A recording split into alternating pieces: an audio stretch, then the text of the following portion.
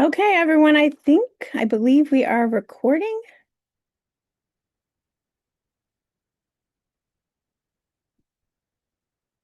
Welcome to workshop 2, um, body breathe awareness, tools to regulate self with compassionate care.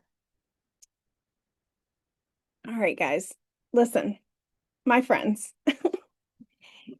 whenever we come across new ideas, new desires, new wishes, fashion, all the things, we're creating. And anytime we're creating, we're going to come up against all kinds of interesting, fun challenges. Whenever I come up against big ones, you know what I start to remind myself of is that it must be a really great dream. It must be a really great goal. It must be something really worth pursuing because otherwise, what's the point? So sometimes I feel that when I'm following my heart and I'm feeling the initiative to go and try something new, um, I can understand I need to make room for the gremlins, right? I'm gonna make room for the technical difficulties. I'm gonna make room for the interruptions because I know they're coming, and that's okay.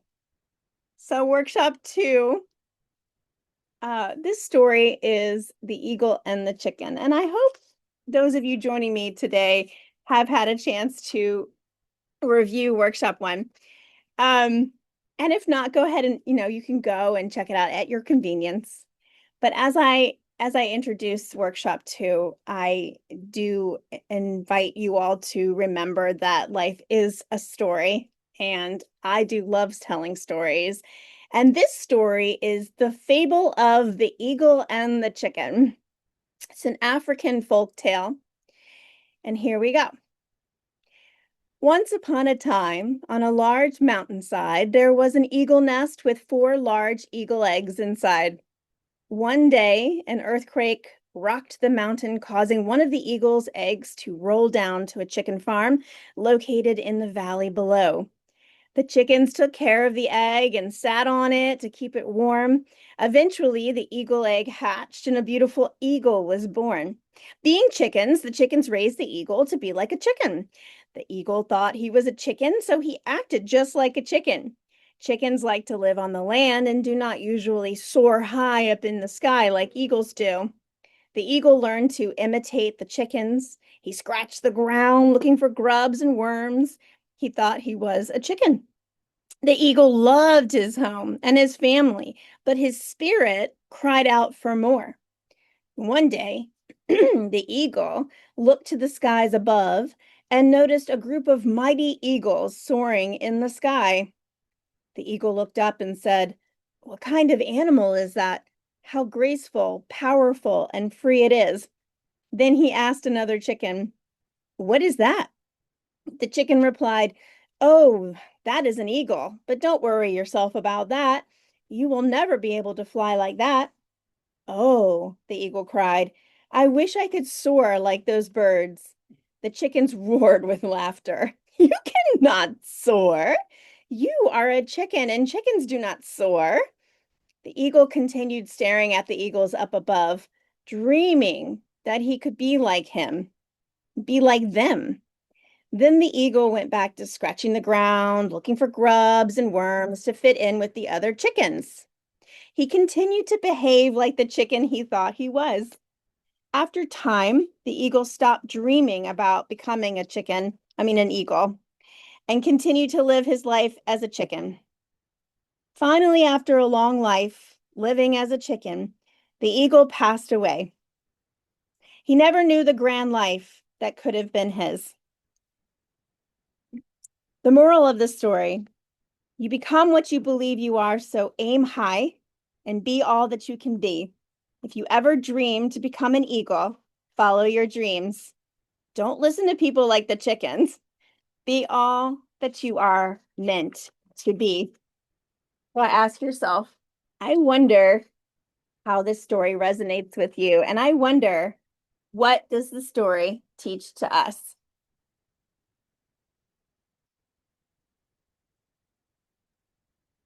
So greetings, my friends. I'm Amelia Zontini. I'm your compassionate captain. I've been in the industry for 25 years. She's my mom. And that's my daughter. My 9-year-old's here tonight. My name is Abigail. It's Abigail. And she has helped me along the way. Thank you, yes. So on this Beyonce scale, how do you feel today? And again, this is just to acknowledge where you are, encouraging us to ground in the present moment. And you can choose any of these up here. And without judgment, just know where you are. I need a wet paper towel.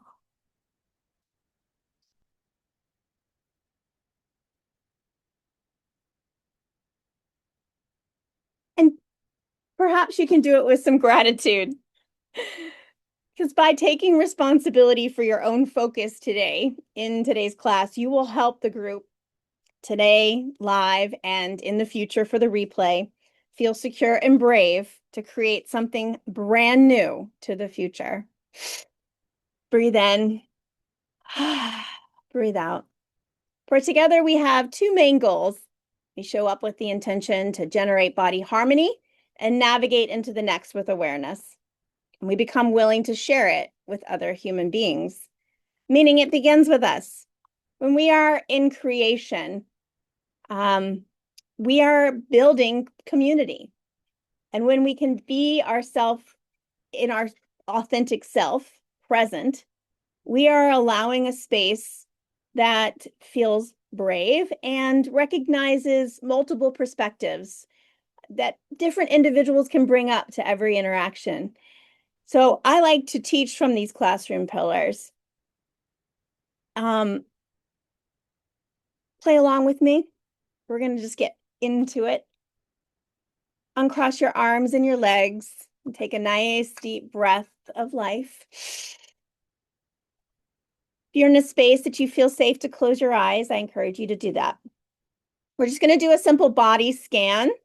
Okay, and so just kind of imagine, you can even have your hand and you're holding something like a lightsaber, right? Right. And so just imagining you've got this lightsaber and you're just acknowledging, just do as if you were to put your body in a big giant Xerox machine, right? It's just gonna, right? Acknowledge areas that you might feel tight or comfortable. And actually, sometimes it's more important for us to recognize what's working. So in this body scan, you might acknowledge where you feel good, where you feel grounded, with your feet on the floor, with your back and your spine straight, and your head just sort of present. We're going to review these exercises and continue to build on them so that we can work together each time we get together. And this will become even more synchronous. Box with lid. Now you can be imagining this is yourself sitting in the chair, or you can imagine your virtual reality self, imagining yourself as a hologram about 5 feet away from you, like you're projecting this image of yourself. Without judgment, just imagine what yourself might look like in this present moment. And of course, we're using our imagination, so you can place yourself in any type of environment if you are choosing to be present in some place different. You might even imagine yourself someplace, one of your favorite places, someplace you just really love. And you're going to be present in this place and just breathe in and relax your breath out. And in my present situation, I have my 9-year-old who's behind me coloring. So you might hear activity in the background, and yet this is my norm. And so I'm going to acknowledge it, embrace it, and know everything's going to be okay. Box with lid is a really great exercise I like to do before I enter environments where I know I just need and require focus and to pull all of my energy back in and to clean out the clutter. So using my imagination, I'm going to imagine a box that has a lid, and it can look however you want. It could look like a rock that has a lid. It could look like an old toy box of yours that has a lid. It could be a Rubber-made Tupperware that has a lid. We just want to go ahead and through our body scan, we might have acknowledged some areas of tension. So that might have been caused by a story or an event. And so we can just put that in the box. Anything that might get in the way of our focus for the next time, like this next few moments that we're together, go ahead and put those issues, those complaints, put those complaints in the box, okay? Because it's there for us when we want it. Otherwise, it can be moved into another space and be waiting for us at the end of this workshop. So go ahead and imagining, again, anything that might get in the way, a repetitive thought, an annoying interaction with someone, perhaps something unresolved, and go ahead and put all that in the box. You can, again, imagining yourself where you're sitting doing this, or you can be imagining your holographic self 5 feet away doing this. And go ahead and put the lid on the box and walk yourself using your imagination to an exit, to a nearby exit. Go ahead and just place it just outside of the exit using your imagination. And turn away from it, walk away from it, and come back with me right here in this present moment. Again, legs uncrossed, arms uncrossed, spine is straight, maybe even breathe in. Imagining there's a string coming up your spine and pulling it tight and relaxing it down so that what is left is a straight spine. You're comfortable where you're seated, and you're just physically open. Great. Great. And now moving into covering your space, you might even stand up where you're at. I'm going to go ahead and stand up where I am, and I'm going to feel my feet beneath me. And I'm just going to walk around the space. That's all I'm doing. I'm just, again, using my physical senses to bring myself into the present moment. And why we do these things to ground ourselves, and we could even just move our arms up over our head and below, touch our feet, acknowledge how much is to the sides of me. And just putting ourselves in the present moment means that we are in choice. We are in the free will of choice in the present moment. So this cover the space is a wonderful way to do that. And now we're just going to shake it out. So this 8-count shakeout goes from the right side, left side, right side, left side. We're going to do right hand, right foot, left foot. And if you need to, go ahead and put your chair near you. So when you go to shake your right foot and your left foot, you're not toppling over. And I'm going to do that because it's been a day. And I want to trust myself in the moment. So what we're going to do is we're going to... Scoot over. Oh, okay. Abby's going to do it with me. So what we're going to do is we're going to move from the right hand to the left hand, and the right foot, and then the left foot. And we're going to shake to 8 counts, and then we're going to shake, and then we're going to do 8, and then we're going to do 6, 4, 2, and 1. This is a long... When we get to the 1, we're going to do 3 rounds of 1. So we're going to start with 8. Abby, you're going to count with me. We're going to count to 8. We're going to shake with our right hand. 1, 2, 3, 4, 5, 6, 7. Left hand. 1, 2, 3, 4, 5, 6, 7, 8. Right foot.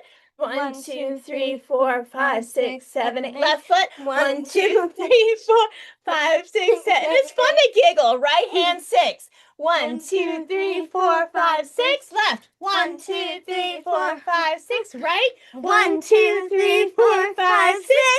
Left. 1, 2, 3, 4, 5, 6. It's funny to be silly, right? Okay, let's do the right 4 times. 1, 2, 3, 4. Left. 1, 2, 3, 4. Right. 1, 2, 3, 4. Left. 1, 2, 3, 4. Go to 2. 1, 2, 1, 2. 1, 2, 1, 3. 3 ones. 1, 1, 1, 1. Right foot, left foot. Right, there we go. Right foot, left foot. Yep. I'm so confused, and that's okay. High five, Abby. Thank you, my love. Good job. I'm getting hugs. Mwah. Okay. I hope you guys have fun with my mom.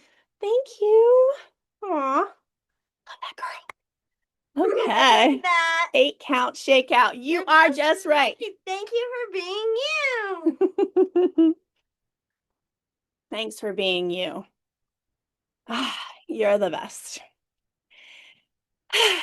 Feeling good. Come to a seated position and settle back in. Heart-centered steps is honestly something that I have co-created with all that is. In a moment of practice, lots of moments of practice, I wanted steps, and I introduced this in workshop 1. I've done this in a small amount of time, like 45 seconds or so, or I've taken a whole day or a whole week sometimes to go through these steps. And I can tell you that when I utilize these steps, it will help regulate me so that I can be in the present moment and hold space for whatever's going on. I'm going to encourage all of us to continue to work on our personal safety plan, the list of ways a person can mentally or physically ensure they remain safe, especially if a topic, exercise, and environment is perceived as potentially dangerous or threatening. And honestly, these days, it may not even feel dangerous or threatening physically, but it might affect us emotionally, it might affect us mentally, it might be affecting us on a spiritual level. So these safety plans allow us to have tools in our toolbox that we know we can count on. Like I like to, for instance, today when I picked up Abby from camp, I brought her favorite ice in a water bottle. So the water was nice and cold, and a snack, right? Because I've come to understand that is on her list of a way to feel physically and mentally safe. Like, okay, I've just come out of a big day. My energy is all over the place, and I love cold water and a nice snack and an air-conditioned car. So continue to work on that list. Again, this is just another way to ground ourselves, moving your left hand onto your heart. And I say left because that is sort of connected to that side of the body. Kindly settle that into that action. Breathe and just softly tap your heart and say, I'm totally okay to be exactly where I am. Totally okay to be exactly where I am. Your mind might be saying, no, you're not. No, you're not. You're not okay.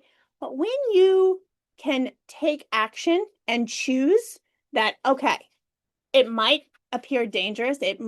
I might appear threatened by this situation, but I am okay. I'm grounded in this moment, and I'm going to choose to be okay so that I can stay in my frontal lobe, so I can stay in my area of the brain that will make conscious decisions that will support my safety versus moving into erratic feelings and emotions and exercising my actions from a place of survival. I can reframe it to keep myself able to make conscious choices that serve me and my community in that moment. And sometimes that means removing myself from the space, which I get to do when I can remain in a place of choice. So, a gentleman by the name of Blaise Pascal, still haven't figured it out. He lived in the 1600s. He lived until 1662, and he was a French mathematician, physicist, inventor, philosopher, and Catholic writer. And he was also a pioneer in the natural and applied sciences. He laid the foundation for the modern theory of probabilities. And there's a lot of information about him out there, and I haven't read all of his works, but I love this quote: "The heart has its reasons, which reason does not know. We know truth not only by the reason, but also by the heart." And you may remember in workshop 1, I mentioned that our heart has a little brain that speaks directly to the brain. So we can trust in our desires and our wishes and our dreams that a lot of times are activated and ignited through our heart space. So did you know about the Heart Math Institute? Um, this post came up in August of 2021. And I love the Heart Math Institute because, as I mentioned in the first episode, we know that they are studying the scientific benefits of understanding the heart. And I like this slide right here because it can show you that it's explaining how the physical and energetic heart plays an imaginary role in our lives. Our heart rhythms affect the brain's ability to process information, and the heart has 40,000 sensory neurons involved in relaying ascending information to the brain. And we now understand that we can create new neuron pathways in our brain. There is plasticity in that. We can reframe our negative patterns. We can adjust anything that is not helping us to make good decisions. We're not stuck. We have that choice. So I encourage you all to understand a little bit more about the brain and the heart brain. In 1991, is when right around that time we were understanding the complexity of the heart's nervous system, qualifying it as a little brain. And so give ourselves a little bit of grace, knowing that this is information that we've only had access to over the last 2 decades. So sometimes we just get so obsessed with the clouds that we forget about the blue sky altogether, but it's still there. And it's easy to forget that what we're looking for is already here. Our mind is like a blue sky. So when everything is clear and you can imagine a blue sky and you're like, well, just imagine life is like a blue sky. Our mind can be working. It can feel clear at times. And the clutter that might come in might be a random dragonfly that blows by, or a squirrel or some clouds. All of this passes, okay? But our mind is the blue sky. And much like I brought up the concept of the overview effect in workshop 1, we can also rely on the evidence that once we push through the atmosphere, we on the other side of that, all the density is a blue sky and sun. So there's clarity in that. And I love the idea that there's hope that this too shall pass.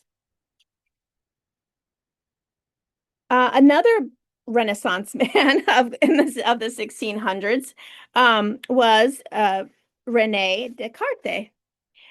This is a very famous quote, I think, therefore I am. However, over time, with his thoughts, came serious doubts. And it is said that Descartes wrote that he could neither put these negative thoughts, these doubtful thoughts, out of his mind, nor see any way of resolving them. That it felt like he had fallen unexpectedly into a deep whirlpool which tumbles around so that he could neither stand on the bottom nor swim to the top. So, has anyone on this call ever had a thought that just sort of seemed to tumble around until you couldn't see the way out? You're not alone. Science is telling us that the average person has about 12,000 to 60,000 thoughts per day. And some of us might argue that you have the same thought 12,000 times a day, and that's okay. But in 2005, the National Science Foundation published this article with research about daily thought patterns of all humans.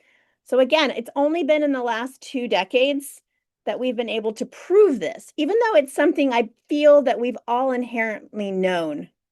in our lifetime. So, of these thoughts, this is the interesting part. Of the many thousands of thoughts that we have per day, 80%, 80% are negative. And 95% of those negative thoughts, which is a lot, are the same type of thoughts as the day before. So we can recognize that patterns have been set. And again, that's okay. It's it's not our fault.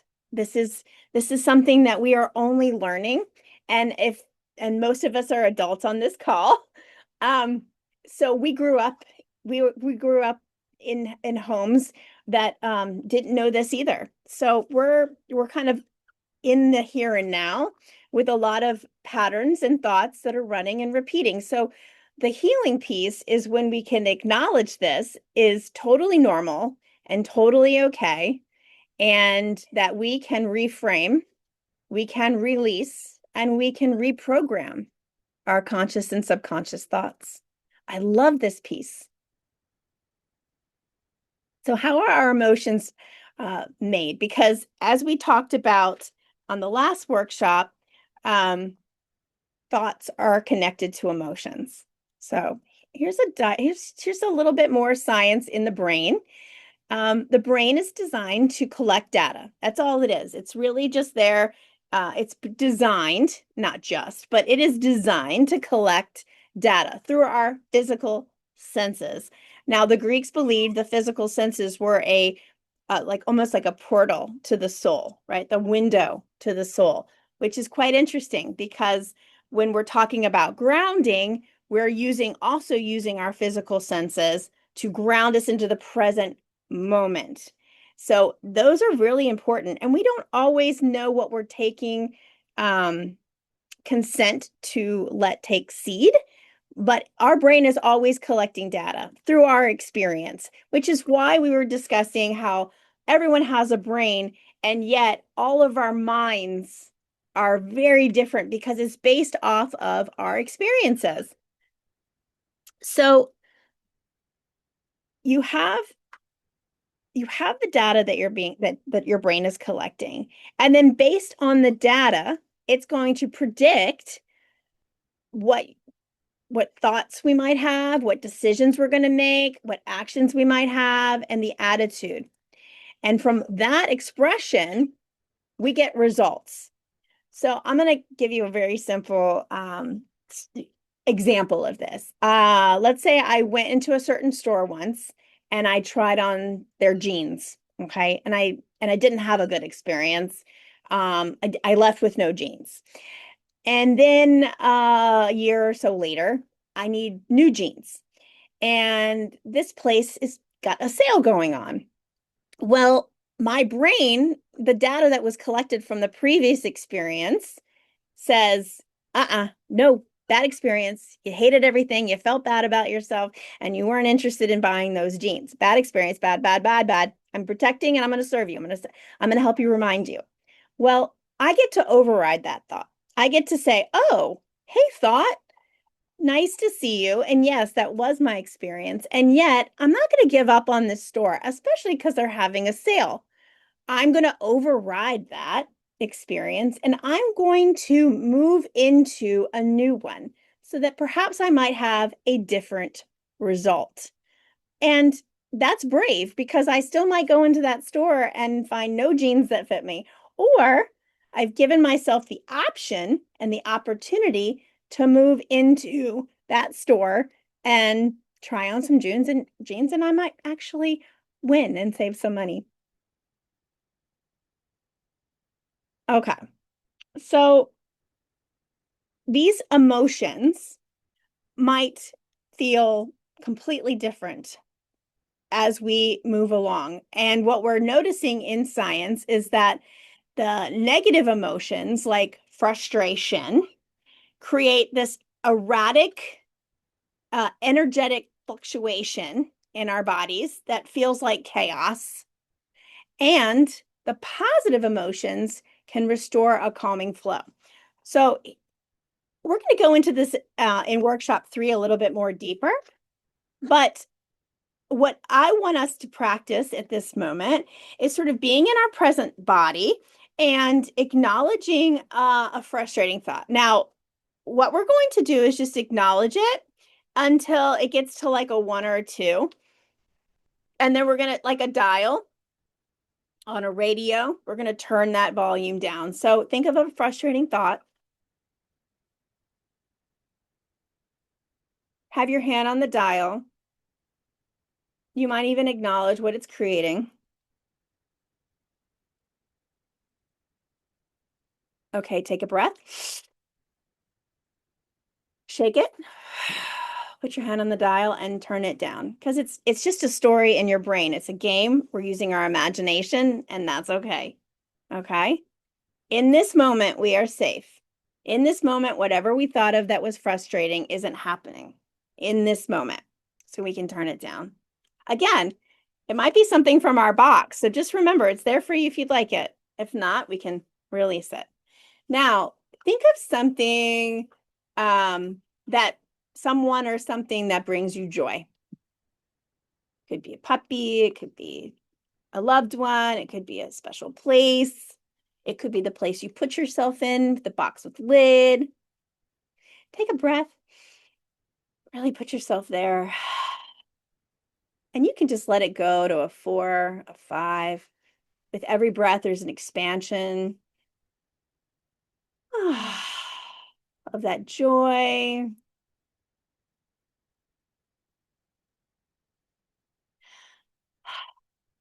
And you may have felt some calming flow. You may have felt more resonating with the here and now. And that's the kind of beautiful thing that I like to acknowledge is that I had the choice to let it go, or I have the choice to hold it on. But you know what I can identify even more with that is that it was my choice to use that thought that created that experience. My choice. So the takeaway, hard thinking meets hard outcomes. Flexibility creates space for choice. Ah, okay. Let's just take a breath in, expand your breath, and relax it. I'll do that again. Inhale and relax it out. Okay, inhale.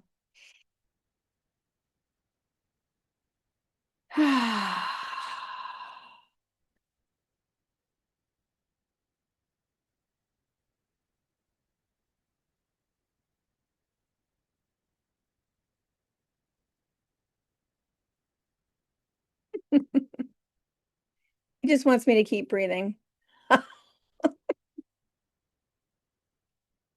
Okay, that's good. Okay.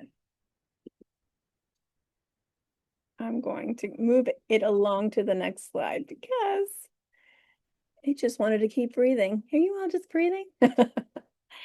Robert Alexander, who is the founder and director of Washington, D.C.'s Living Stage. Every human being is an artist, and in the moment of creation, we are at our most sane, most healthy, and most fulfilled.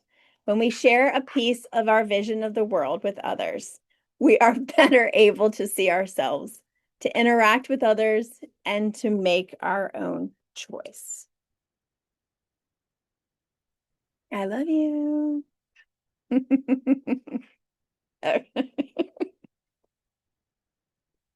I am laughing because we just never can really predict what's going to happen. We can plan. And as you all know, in this industry, we can plan, we can prep, we can create, we can write, we can show up, and we can still have to call it a day with Mother Nature or unexpected, unpredictable things happening. So in those moments of the paradox, we get to pivot. And that really is ultimately the source of my strength now, knowing that I can pivot. I like to introduce this as heart work, and I encourage all of us to consider in the next few weeks before the next workshop to write yourself a love letter. Like say, hey, wise self, thank you. With gratitude, thank you for bringing me here. And this is what I love about you. I love that you love dark chocolate, or I love that you can play, or I love that you can laugh at yourself. Um, all the things that I love about you. Um, I did this and I was impressed with just knowing that I knew enough about myself and the wise self that I had to come up with some positive ways to feel grateful. Because in that gratitude, in that appreciation, remember, that's a vibration. And that means that we get to feel more flexibility and flow when we are in love and appreciation of ourselves, which is beautiful. And also, again, I encourage all of you to keep adding on to your heart work.